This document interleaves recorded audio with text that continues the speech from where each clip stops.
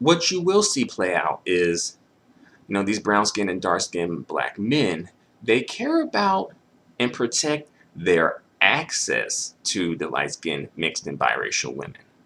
But they don't actually care about and protect them, right? Because they want to be able to be with the light-skinned, mixed, and biracial women without being sellouts, without there being some sort of a barrier, without being shamed, being able to take her home to meet their family, being able to bring her to the cookout, have kids with her, marry her, this, that, and the third, right? And they don't want nobody getting in their way of that. You know? And of course, these, dumb, desperate, you know, mediocre, basic, especially light-skinned, mixed, and biracial women be getting gassed up on that, right? They be thinking they're like, the special piss-colored snowflake, right? Because this shit-colored man wants, is, going so hard for you, so you think, but really going hard for his access to you, right? Piss and shit. That's why you guys make such a good couple right there. A piss-colored trick with a shit-colored nigga. The colorless ones, of course. No shade. But when it comes down to really caring about and protecting light-skinned, mixed, and biracial women, they tend to make the same excuses that they make when it comes to, not protecting the brown-skinned and dark-skinned black women. It's always some type of excuse. Yeah, always some type of excuse, right? But again, like I said in the beginning, they don't care about or protect themselves. So why would they do those things for you, light-skinned, mixed, and biracial women? But then again, I think that, there's some sort of an issue at play when it comes to mixed and biracial women that often goes over people's heads and that no one ever wants to clock and call out for some reason. And when there's some brown-skinned and dark-skinned women who do it, but when they do it, they get shamed for it. People go in on them, right? So because of that, they tend to just let it go. And I can understand, because it's like so many different people coming at you, and it's just like, what's the point, right? But the crazy thing is, and the fucked up thing is, these brown-skinned and dark-skinned men be on the same shit that these brown-skinned and dark-skinned women be on when it comes to trying to call shit out, right? Like if they feel like a light-skinned, mixed, or biracial dude is getting more attention than them, they're gonna call that out and shame it. Put them to shame. Like, oh, oh, you just self-hating. You just want some light-skinned mixed babies. You just don't like your brown skin. Don't like your dark skin, huh? Like these dudes are like the most jealous, bitter, and insecure bitch-ass niggas in the community. Honestly. Honestly, I think they are way worse than the brown-skinned and dark-skinned women. Honestly, and I think part of it is because no one ever checks them for it. No one ever calls them out. No one ever clocks it, right? It's because it's just so normalized, right? And oddly enough, despite all this bullshit, I feel like light-skinned, mixed, and biracial men have, light-skinned, mixed, and biracial men and brownish, dark-skinned men actually have a good rapport with each other, honestly, despite all the bullshit, right? Because I think light-skinned and mixed and biracial men tend to just be the bigger person about it, usually, and not really, try and just take things like personal and the heart and, be emotional about it, despite popular belief, right?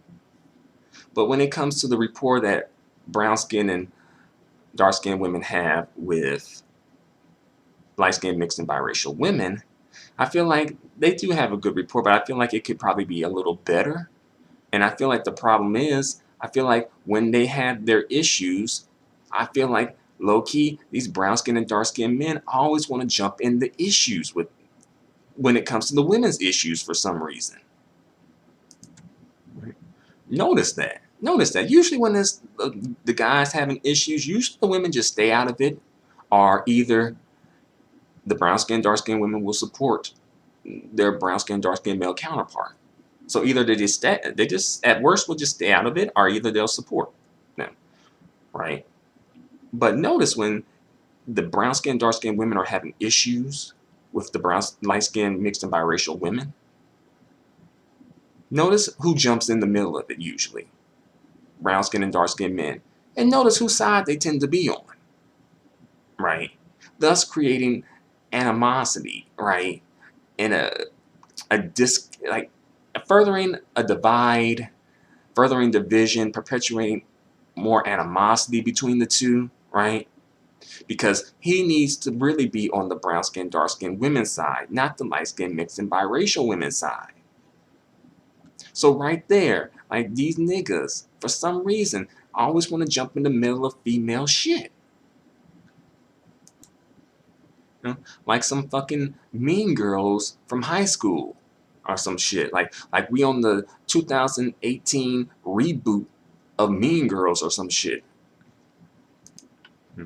Like I said, there's some low-key gender role confusion at play in the black community, as I have mentioned many a times. But also, just a few names to throw out there, like as far as like examples of light-skinned, mixed biracial women not receiving protection, right, from dark-skinned, brown-skinned men.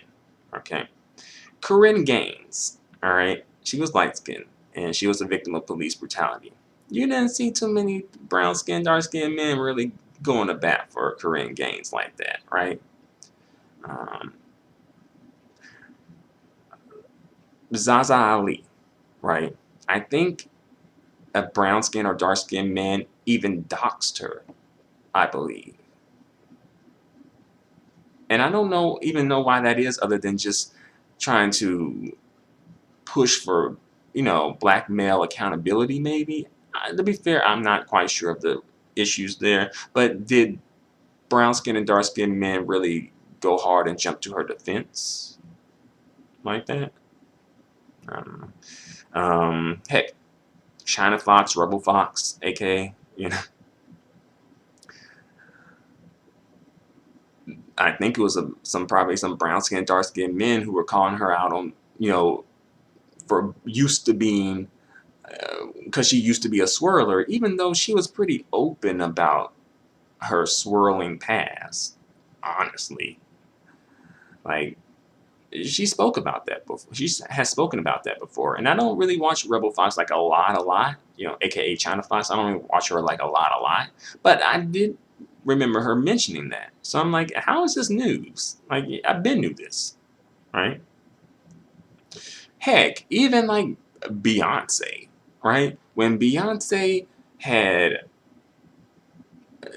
performed at the Super Bowl and performed Formation and, giving a salute to the Black Panthers and all that stuff. And, white people got upset, and was talking about boycotting and all that stuff and, not providing Beyonce with security and stuff. I didn't really see the collective of brown-skinned and dark-skinned black men really coming to jump to Beyonce's defense.